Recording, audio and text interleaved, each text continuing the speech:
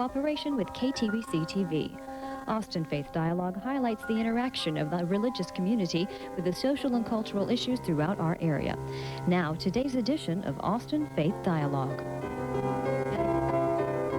Hello, I'm Richard Thompson, pastor of Central Presbyterian Church, and your host for this edition of Austin Faith Dialogue. The Umlauf Garden and Museum only recently celebrated its first birthday. But for many of the volunteers involved in this special project, the work has been going on for at least 6 years. The Umlauf Complex, located on Robert E. Lee Road, just off Barton Springs Road, is a monument to the sculptor Charles Umlauf. He's called Austin his home since 1941 after having moved here from Chicago. But it's only been since his being associated with the University of Texas Fine Arts Department that his work in sculpture has become world-renowned. To get an idea of the special man behind these very beautiful works that often have a deeply spiritual and religious theme, let's look at a segment of a program that was produced in 1989 by KLRU-TV.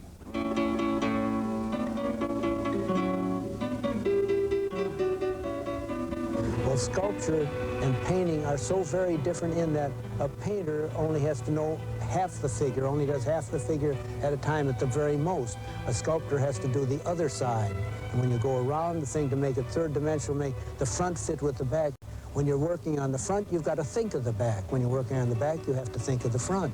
And so you're absolutely absorbed in what you're doing, and that's what also makes toward this determination and sensitivity, and also something that it can't be explained in words, really, but it's there whether anyone likes it or not. And so you see what I mean? And if I could say it in words, then I wouldn't really bother to do it. But it's based on this idea of having a conviction about wanting to know about the human being.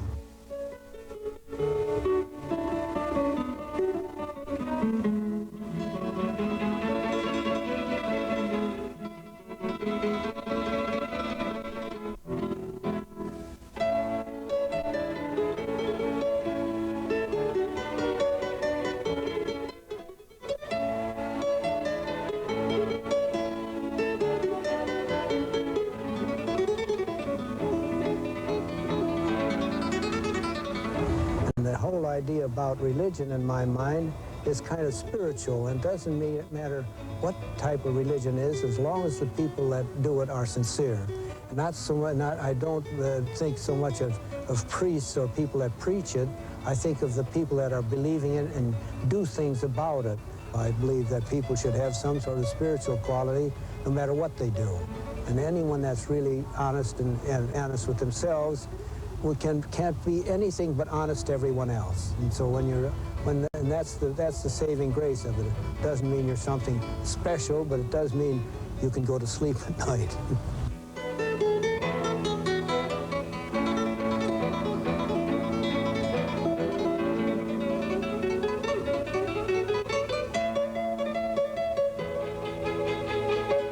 Well, we hope to leave this property and the total buildings on it to the city of Austin, mainly because, for one reason, is because I like Austin so much, and I'm going to stay here until I'm through. But the thing is that I like the way people react to it in general, and in particular, too.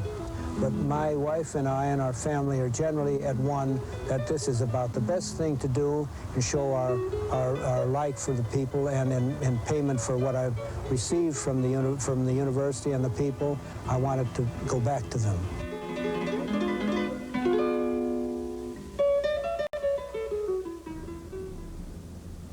Now joining us to give a better understanding of the history and the future of the Umlauf Garden and Museum are two people who are heavily involved in this operation. Our first guest is the director of the Umlauf Garden and Museum. We welcome Nellie Plourde to our program. Also joining us today on Austin Faith Dialogue is a woman who helped organize the effort to develop the Umlauf complex from the start, nearly 6 years ago. Her name is Roberta Crenshaw, and we thank you both for joining us. Oh, nice. Thank you. I'd like to, first of all, just, Nellie, as an art historian, it'd be well to get just a little bit more of a picture of what has brought Charles Umlauf to us, not only in terms of coming to Austin, but in terms of his religious feeling, and conviction, which will be the focus of our program?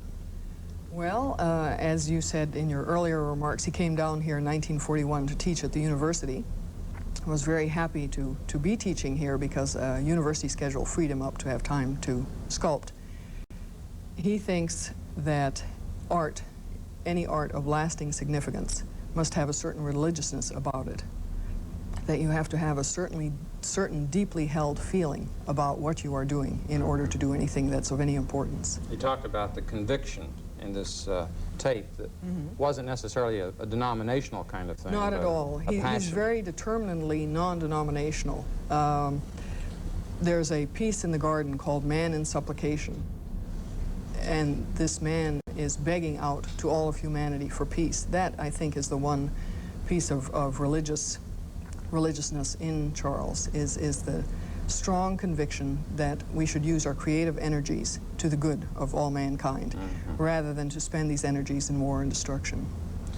And I noticed there were at least a couple of figures there of showing families, mothers, children who were victims of war. That'd be the same emphasis there? He was very strongly moved by the invasion of Poland at the beginning of World War II.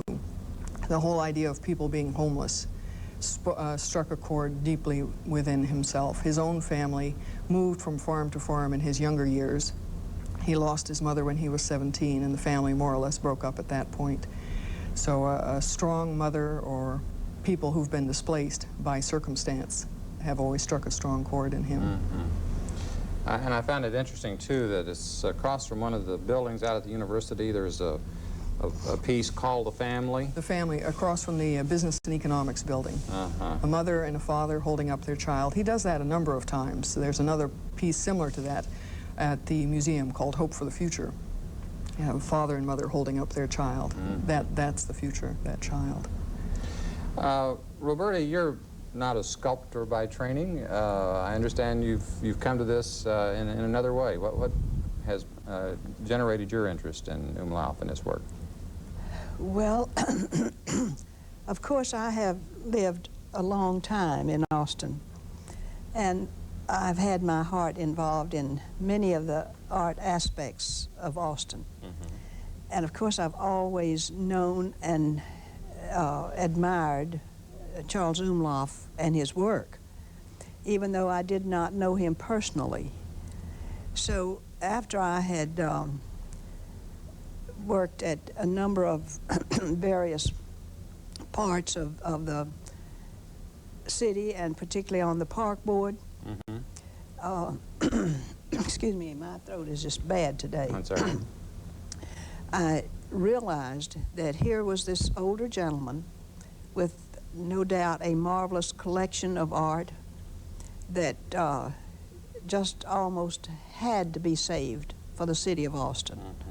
There was just no way for someone that really cared about the cultural future of Austin to ignore the fact that this could be dissipated, that it could be destroyed because of the tax system in our country, that his family probably could not afford to accept it individually. I see. So all of these things began to stir in my mind, and I just decided that I had enough energy still at that time to do something, if I could, in the direction of being sure that this was saved for Austin. What did you do?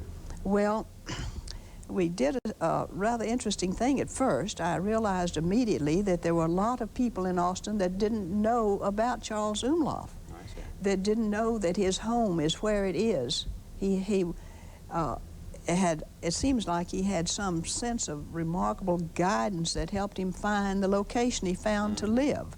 Right across from Zilker Park there. Yes, on a hilltop. He must have found almost a hermit's cottage there to live in until he had it restructured into a nice present-day home. But I understand in the beginnings it was a very modest little place, and the grounds were lovely in a natural way.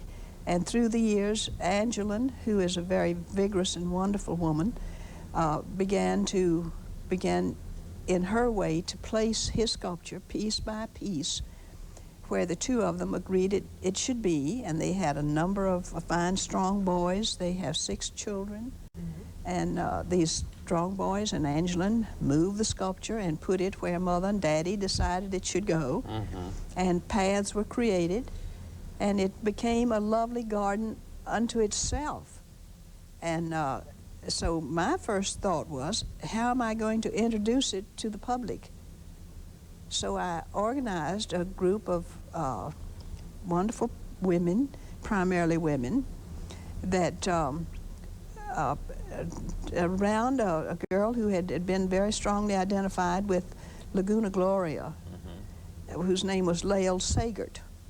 And so I asked Lael if she could find some friends and put them together and have what was called an awareness committee. And the awareness committee's whole purpose was to introduce the fact to the Austin citizenry that this lovely place was there. Okay, and then it became a matter, too, of being able to raise funds in order to secure it for the future otherwise. Well, that's right. And so this group, at that time called the Awareness Committee, began to solicit others to join their group, and it developed into what you would call, I suppose, an auxiliary. And they were very diligent and very interested in having parties so that people would become interested in the garden. You have to have a temptation to get people to come.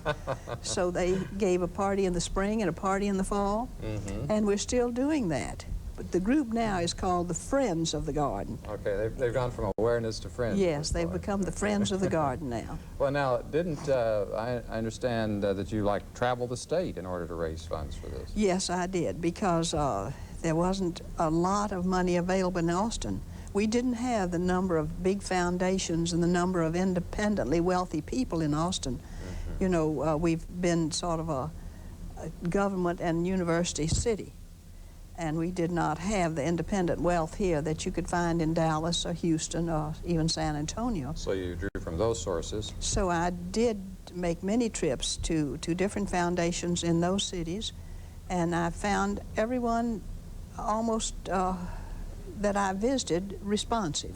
Because this really is a Texas resource as well as an Austin Well, I one. tried to convince them of that, that Austin was their capital city. You know, they all had something to do with their money in Dallas. And in Houston, they all had their money well spent before they ever receive it most of the time. And I understand it was in June of 1991 that the Gardens and Museum opened. The museum finally opened. We are an interesting combination of Austin's public and private sectors in that the Friends of the Umlauf Sculpture Garden, spearheaded by Roberta, raised the money to build a museum. Once the museum was built and the property around it developed, then it was accepted by the City of Austin. So the City of Austin owns the land, owns the collection of almost 300 pieces of Umlauf sculpture, and owns the building. But the Friends of the Umlauf Sculpture Garden are charged with managing the museum and funding it. Okay. Well, I think that we'll have occasion to explore that a bit further. We're going to pause now to take a short break, but when we come back, we'll continue our discussion after this. Serving Austin means serving you. Each day, Austin Metropolitan Ministries is religion in action, providing affordable housing, caring for the elderly, marching against hunger, and much more. AMM promotes understanding, cooperation, and social involvement. So when we ask for your help, we're really asking to help you, Austin. To find out how you can help Austin Metropolitan Ministries help Austin through its member organizations, just call 472-7627.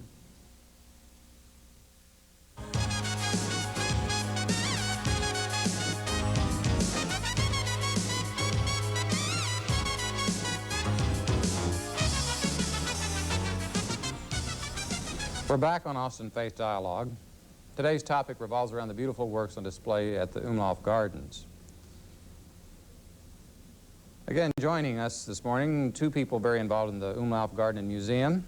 First is Director Nellie Plourde, and one of the many volunteers that have the Umlauf Garden as a community project, Roberta Crenshaw. I think that we probably should say more than just a volunteer, a founder, as we were discussing before the break. Roberta, and I think that the fact that it has borne such fruit already, I'm sure, is a source of great satisfaction to you.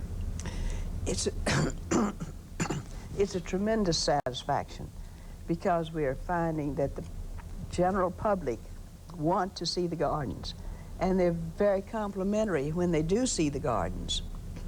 And so, excuse me again, it can't be anything but a satisfaction to me, and certainly I feel that it must be a great reward and satisfaction to Charles and Angela, which I hope it is. Right. Well, I think this is their intention, was to bless the community for generations to come.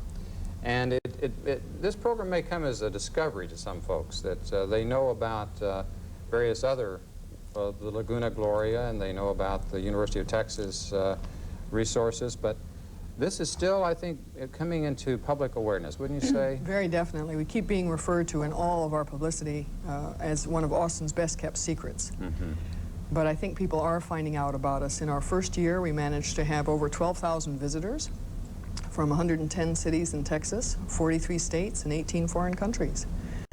And what is this coming up in this week in November about? Well, this is Art Austin Arts Week, and we're going to be having demonstrations on November 12th, 13th, 14th, and 15th from 2 until 4 each afternoon. We'll have somebody demonstrating stone sculpture, some face modeling, some paper sculpture. It struck me when I came to Austin that there was the work of another famous sculptor in town, Elizabeth Nye, and I had opportunity to be in Münster, where she was born, and saw the street that she was born on, sort of thing. And all of a sudden here in Austin, this is the great 19th century, early 20th century woman sculptor. And then here in the latter part of the 20th century, we have another, and all of a sudden, Austin becomes a bit of a center for the world of sculpture. We've got a wonderful collection of outdoor pieces. I think there's something like 78 pieces in placements throughout Austin by a wide variety of artists. And I understand right across from the studio here at KTVC-TV there is a new work. What is that? Well, it's been there a while. It's an eagle done by Charles Umlauf, and it was for the previous tenant there. And it it's was now the being Federal used by Treasury Building, I believe. The Federal Treasury Building. Yeah. And it was just unveiled again last week, having been taken over by its new owner. Okay. There are 22 Umlaufs in public placements throughout Austin. One of our many wonderful volunteers has gone to every single placement and done a photograph of it, and we're putting out a little brochure. So it's not "Where is Waldo," but "Where is Umlauf" in Austin.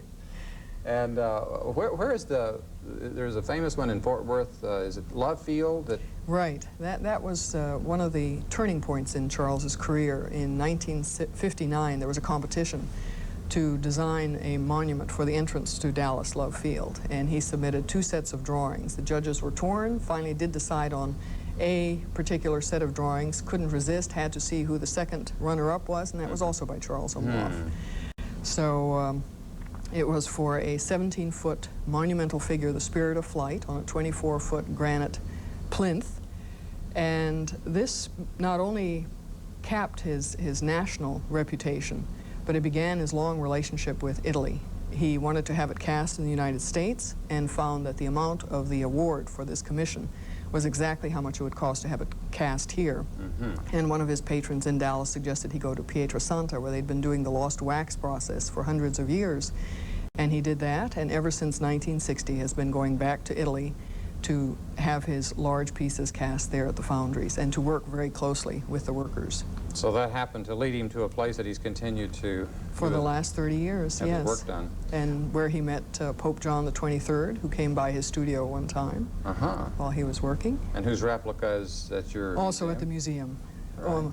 Umlauf was working away when the Pope came by, a very short man. He always describes his visit, and the Pope said, "Oh, he's got the hands of Michelangelo. It's just like Michelangelo." So Umlauf and he became fast friends. And just continuing to get a sense of how widely known Umlauf is there's in the Smithsonian in D.C.? He's internationally known. He's had many of his pieces go on traveling tours throughout Australia, in Europe. He had a one-man show in Italy, I think prompted by what had been seen of his work at the foundries there.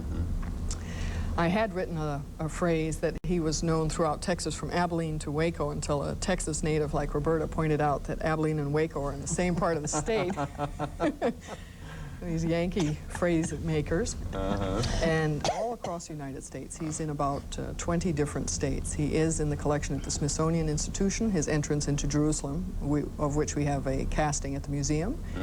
And at the Metropolitan Museum, there's one of his horses and several of his bullfight drawings.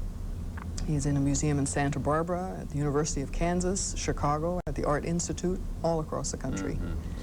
With his home having been in Chicago, or early years spent there, I was, in our conversation before the show, Roberta, interested to hear you say that there's a number of places in Chicago itself where his works are on display other than in the Art Institute. I think you said, what'd you say, in the Merchandise Mart? You Yes, the Merchandise Mart. He did, I think, 5 busts of 5 very prominent Chicago financiers and people of renown there, and they were on tall columns, I think, outside the Merchandise Mart, which was quite something when it was built, you know. Right. The Merchandise Mart was one of the largest buildings, I think, at the time that anyone had dreamed they could use for the purpose it was to be used. So there's just a wide distribution of his work, both in this country and known abroad, and I think that this is going to help us gain perspective on just what a treasure we have in terms of this art in our midst here. And I'd like to, I know as the director of the museum, you like to have volunteers help you in making this known and meeting the public. And we have a list, I believe, of the various kinds of things that can be done. Would you like to highlight that for us? Well, last year we had over 100 volunteers give us 2,600 hours of their time. Our volunteers do absolutely everything. They put together our newsletter. We have one volunteer that comes in and waters every Friday. We have every time that we are open, for every hour that we are open to the public, we're staffed by volunteers. They come in for special tours. They work with groups of children. Workshops for children from the Texas School of the Deaf and the Blind. There's nothing that hasn't been done by volunteers for us. They work in the office. They help us put on our parties. And speaking of parties, don't they have weddings at the garden? As I said, we're owned by the City of Austin, but not funded by the City of Austin. The Parks and Recreation Department takes care of the outside for us. We have a very lovely xeriscape garden around the museum with 60 pieces of sculpture outside. We're completely wheelchair accessible, but in order to run the inside of the museum and to maintain the museum, we have to fund ourselves, which is why we charge admission and we rent out the garden. We have a full catering kitchen. We rent it out for weddings and parties, all sorts of receptions. We've had dinner parties as small as for 14 people for the composer David Fanshawe, and this past weekend we had a wedding for 200. I have to say that in addition to his very spiritually uplifting work, I was struck by the fact that there's a lot of sensuality out there in terms of those works of art, and that I think you were mentioning the wedding parties oftentimes gather around one of your particular by the trellises, pieces. right. We have a series of trellises where most of the wedding ceremonies take place, and in the pond in front of the trellis is Lover's Five, one of Umlauf's pieces. And Mrs. Umlauf, Angeline Umlauf, likes to say, well, that's the whole thing of a marriage right there, that the lovers that you see in front of you may be what you have on your mind at the time of the wedding, but what's on either side of you, those two families, are the results of the wedding. All right. So it's and, you know, it seems to me it arises from the same impulse. The sensuality that is expressed sexually, the passion that's there, and the commitment that is there. Love of human beings. Finds its counterpart in what he's doing in terms of his Madonnas and his religious themes. He loves human beings, and a lot of school groups come through, and especially the middle school ages, and they come through hooting and whistling, and we take them right through the whole garden. And then when we get to the far end, we have them all take a peek inside their shirts, and we say, look at that. What do you see? That machine is what Charles Umlauf likes to work on. If you flex your arm, the muscle moves, and if it's covered with a piece of cloth, you can't see that. But he just loves seeing the complexity of a human body. Well, I think that just one final bit of artistic perspective, his work seems to be both what we call realistic and abstract. How do you account for that? Well, I think he's just a widely schooled man. He's continued to study other sculptors as well as continue to do his own work. His early pieces you could qualify as abstract expressionism. but then his later pieces diverge very strongly. He has wonderful lyrical abstractions and then very detailed realistic pieces. It's a wonderful teaching tool, a wide variety of styles, an incredible variety of materials. We've got wood, terracotta, bronze, Portuguese rose marble. In some way, that reminds me of Picasso, who went through an evolution of a number of different styles, and who was an ever-changing person, and that was reflected in his art. Umlauf is just as prolific as Picasso. He just keeps working. He's put out about 2,000 pieces already in his lifetime. He begins everything with drawings. Sometimes these drawings find their way into paint, then a clay maquette, plaster. He just enjoys working. And he continues working to this day. Yes, he does. I think that one final thing, Roberta, before our time is up, in terms of what you would say as far as to the public in Austin and this art week that's coming up in November, are you going to be out and about there in the garden and among the sculptures? Oh, yes. And of course we hope Charles will be there too. And we'd like to do everything we can to emphasize our existence and to let people know that we are here and that we want them to come join us. And so I believe that Naley is doing a wonderful job in directing our museum. We had many, many applicants for that job, which financially is a modest job. Right. But we think we really hit the jackpot, so to speak, when we found Naley. I'm sorry to say, but that's all the time we have today. But I want to thank you for sharing with us the uniqueness of the Umlauf Gardens. Join us again next week for another edition of Austin Faith Dialogue. Until then, peace.